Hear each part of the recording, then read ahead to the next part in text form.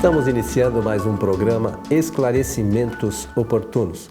Conosco, como sempre, Milton Filipelli. Tá bom, Milton? Estou bem. Pronto aqui já para o nosso trabalho de hoje, agradecendo todas as comunicações que temos recebido. E a nossa saudação aqui fraterna é de que os bons espíritos possam nos ajudar sempre. E nós precisamos dessa ajuda, né, Milton? Muito.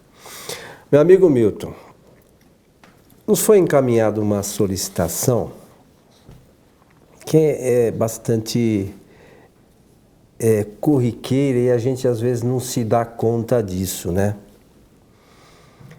Diz o seguinte a pergunta do nosso companheiro: como é que uma pessoa, isto é, um espírito encarnado, pode obsediar um espírito desencarnado?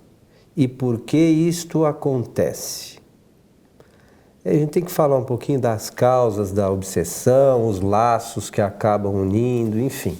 Olha, eu penso que a pergunta ou a necessidade de um conhecimento maior se deve a partir daquele programa ou dos programas que nós realizamos tratando dessa matéria, obsessão e desobsessão. Então agora, como ela começou muito bem, podemos dizer assim, realmente, uma pessoa é um espírito encarnado. Eu posso dizer, e um espírito é uma pessoa desencarnada. É isto. Lembrar-se que a obsessão se caracteriza como uma enfermidade de origem espiritual. Isso está lá no capítulo 23 do livro dos Médiuns. A obsessão se caracteriza como uma enfermidade de origem espiritual. Para o espiritismo, porque para a psicanálise, a psiquiatria e a psicologia, que estudam a alma e também as funções e disfunções da mente, que é assim que eles chamam, então não tem a mesma conceituação que o espiritismo tem. Para o espiritismo, a obsessão se caracteriza como uma enfermidade de origem espiritual. E esse aspecto que demarcou bem Kardec, de origem, mostra que o fator que desencadeia é o fator de ordem moral entre os espíritos, a conduta moral. É o procedimento de ética que os homens adotam, e os espíritos também, para poder se relacionar com os semelhantes. Ora, nós vivemos, falando desse assunto de fator moral, nós vivemos, no caso, quando estamos encarnados, em uma situação existencial onde tudo é levado em conta pela maneira moral como a gente resolve as coisas, como a maneira ética que a gente resolve as coisas. Então, nesse assunto ligado de relacionamento, é onde existem mais equívocos, erros, desvios, delinquência entre os espíritos, desequilíbrios. E tudo está centrado de acordo com o grau do egoísmo. Quanto mais egoísta for a pessoa, mais ela se volta para as coisas somente do mundo material. Mas isso, Milton, é inversamente proporcional à evolução do espírito, né? Claro que quanto mais, digamos, espiritualizado, se a gente gosta dessa expressão, o espírito está menos voltado para as coisas materiais. Mas quanto mais conhecimento moral, menos maldade, vamos dizer assim, o espírito tem, né? Menos agarramento mesmo. As coisas e as pessoas, porque também a obsessão se caracteriza de acordo com esse agarramento que a gente tem com as pessoas. E devido ao tamanho e o grau do egoísmo, disparam os sentimentos que vão serem trabalhados na obsessão, que é ciúme, inveja, ódio, sentimento de vingança principalmente. Porque quem nós chamamos de obsessor é um enfermo que recebeu os efeitos das causas produzidas por aquele que nós chamamos obsediado, que agora é tido como uma espécie de enfermo e que precisa ser tratado. Não, na realidade, os dois precisam resolver o tipo de problema que deu origem a essa causa.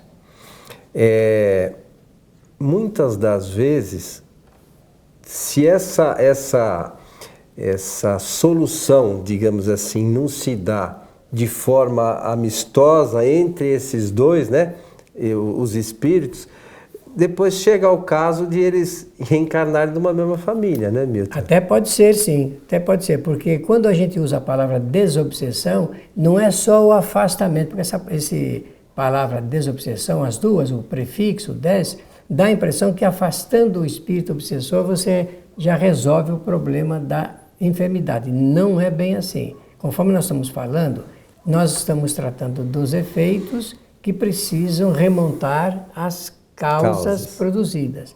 As causas são as origens. Então, na verdade, a palavra desobsessão deveria ser melhor entendida por todos, principalmente pelos espíritas, de que é aquele momento solene em que os enfermos padecentes dessa enfermidade se ajustam, entram numa espécie de acordo de ordem moral e, portanto, vão usar ali de um recurso fantástico chamado perdão. Perdão pelo que me fez e perdão pelo que eu fiz. Tem sempre, eu lembro sempre de uma questão que está na Revista Espírita de 1865, se não me falha a memória, no mês de julho, que está lá dito, cura moral dos encarnados. Você já usou? Eu sempre me lembro disso, porque quem tiver oportunidade de ler, se a gente pensar um pouquinho, refletir sobre aquilo, que todas as curas, aquela cura que a gente quer obter, passa por essa questão. Se a gente não mudar aquelas coisas negativas que a gente tem, não é o espírito, não é ninguém que vai mudar, somos nós que temos que mudar isso. E enquanto isso não ocorrer, vamos dizer assim, aqui bem entre aspas, nós continuaremos sofrendo, né? É isso mesmo. Olha, vocês têm usado brilhantemente essa argumentação, me lembro dos programas, porque realmente é uma descrição real, produzida por fatos, e a argumentação, ela é brilhante mesmo. Por quê? O fator moral está aí no topo das necessidades. Afinal, o Kardec, quando fala a respeito da melhora do indivíduo, não deixa de mencionar que é preciso que haja uma melhora de ordem moral. Não é só o conhecimento, mas é a melhora do procedimento ético e moral do indivíduo. Porque não adianta a gente ter o conhecimento e não pôr em prática, exatamente, né? Como dizem, a teoria na prática é outra, e né? E é mesmo, porque nós somos testados 24 horas por dia. E não digo testados por outrem, testados pela própria consciência, visto que nós já conhecemos o que é certo fazer e o que é errado fazer. Quem disse isso foi Sócrates. Ele pegou bem esse assunto ligado com o livre-arbítrio, que é o direito de fazer, mas fazer aquilo que se pode e que deve ser feito. Uma outra questão importante você falou por cima, mas com relação às causas que acabam originando a obsessão. Normalmente, a pessoa que hoje é o chamado obsediado, no passado deve ter feito alguma coisa para que esse espírito que hoje é o obsessor tenha sido levado a isso, né? Isso mesmo. E não é preciso que esse passado seja muito antigo, não, às vezes na presente encarnação. Esse passado desta encarnação. Ontem disparou a causa. Com certeza terá efeitos. Um ou mais. E às vezes essa história que você mencionou há pouco, da necessidade do perdão, para acontecer se arrasta por encarnações, né? Isso. Não há como prever a cura da obsessão em apenas uma única encarnação, dependendo de fatores predisponentes, de agentes, de situações, porque fica impregnado. O espírito, ele faz uma impregnação no seu psiquismo, digamos, né? É uma forma de expressar-se, e isto vai se alongando na medida em que ele vai fazendo novas experiências.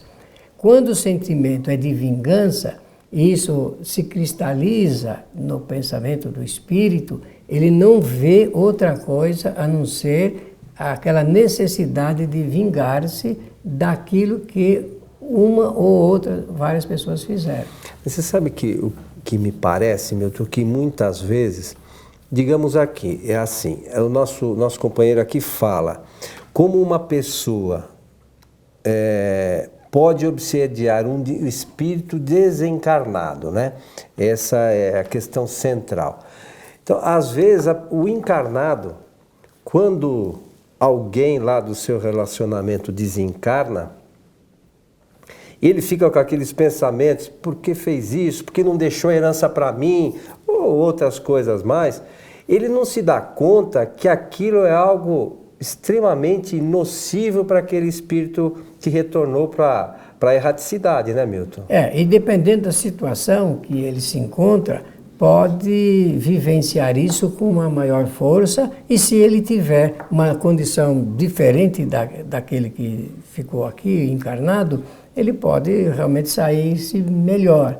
Mas na maior parte das vezes, segundo os relatos, o espírito ele ainda fica atrelado às situações e às pessoas que sofreram dessa enfermidade. Tá, mas agora importante, acho eu, como é que isso se dá, Milton? Bom, se dá, conforme nós estamos falando, você repetiu 2 vezes, é a ligação de pensamentos. Os pensamentos centrados, eles imantam os espíritos. O que está encarnado, ele persegue com o pensamento o espírito desencarnado. E ele se sente incomodado, desconfortado. Aonde quer que ele se encontre, ele estará sempre ligado pelos laços do pensamento e vinculando aos fatos criados por ocasião dos acontecimentos que promoveram a obsessão, o início da obsessão. Aquilo fica na lembrança do espírito constantemente, devido a essa ligação de quem fica, porque o obsessor é aquele que está encarnado, não é isso que mostra aí? Isso. Então, o obsessor é esse aqui. E a pessoa mostra visivelmente isso. E quando digo visível, é até na aparência física, de que ela ainda se encontra amarrada a essas dificuldades que teve por receber. O obsessor hoje é aquele que recebeu no passado de um tipo de manifestação de comportamento de outra pessoa, de um espírito também. O fato é que a pergunta se refere ao laço da obsessão que une um ser encarnado na condição de obsessor e aquele que já partiu, que está em estado de erraticidade. E olha, às vezes está bem perto, porque a atração magnética, a ligação é forte. Entendeu? Essa é outra coisa que é importante as pessoas entenderem. Por vezes, ou na grande maioria das vezes, os espíritos, eles retornam para os lugares que eles iam habitualmente. Por atração magnética. Sim, mas eles mesmos, quando desencarnam, onde é que eu vou quando eu saio para algum lugar e eu volto, por exemplo, para onde? Normalmente eu volto para minha casa. Devido a essa ginástica que é feita magneticamente falando. Então, às vezes a gente, com o pensamento, acaba obsediando, como você falou, o espírito está ali do lado, da nossa casa mesmo, está ali. Não está em nenhum lugar, está ali do lado. E aí acaba isso se tornando uma coisa negativa para o futuro, né? Para o presente e para o futuro, né, Milton? Isso mesmo. A gente pode simbolizar o coração como, digamos, o veículo dos sentimentos, porque parece que na poesia é assim que a coisa se dá. Mahatma Gandhi fala disso para uma moça que o acompanhou bastante, inglesa por sinal, e que depois de todo o trabalho feito que resultou na libertação do povo da Índia, quando ela vai retornar para a Inglaterra, ele diz, olha, aonde você estiver, o meu coração também vai estar. Jesus também falou do pensamento e do coração representando os sentimentos. Nós podemos dizer que os espíritos entre si, eles podem mudar a sua localização, mas o seu sentimento estará na proporção daquilo que foi criado, vivenciado por todos. Dizendo isso, eu estou me lembrando do aspecto de família. Os espíritos desencarnam, são familiares, desencarnam, mas sempre estão ligados em decorrência desse sentimento ou dos sentimentos que os uniram. A gente precisa pensar nisso. Pensar bastante, porque nós temos que aprender a viver com independência, conforme Jesus propôs. Conhecereis a verdade e a verdade vos libertará. Quando eu falo sobre essa matéria, eu sempre digo, tentando resgatar um pouco do conhecimento que nós temos das lições de Jesus, de que ele se referia à verdade como realidade espiritual. Nós precisamos conhecer a nossa realidade espiritual para vivermos melhor a todos os instantes. E a nossa realidade reúne conhecimento da lei de imortalidade, lei de evolução, reencarnação, livre-arbítrio, causa e efeito. Antes de fazer alguma coisa para alguém ou para muitos, é bom que a gente responda essa pergunta: que efeitos terá esta ação? A gente normalmente quer resolver os nossos problemas, sem pensar os nossos anseios, e o resto fica tudo tem relegado a um momento. Tudo tem consequência. E a gente, por vezes, não tem nem consciência que a gente fala da lei de causa e efeito, alguns falam, você vai colher o que planta, e é a mesma coisa, no fundo. Mas a gente não pensa nessa relação, né? Que nós vamos realmente colher o que a gente planta, né? Que a colheita vai ser certa, não é isso? Com toda certeza. A minha mãe não fazia palestras porque, além de não ser espírita, não tinha o dom da palavra, era uma pessoa do interior, da roça, e ela usava uma expressão: aqui se faz e aqui se paga. É uma maneira também de entender que a gente precisa tomar cuidado com o procedimento. Então é algo que a gente tem que começar a pensar, porque como a gente mencionou, essas questões às vezes de diferenças que a gente acaba causando entre nós e outros espíritos podem se arrastar às vezes por muitas encarnações e enquanto não houver realmente o perdão. E também a gente tem que fazer a nossa parte. É outra questão que a gente tem que ter em mente, né? Se o outro não perdoou, aí já é um problema dele, né?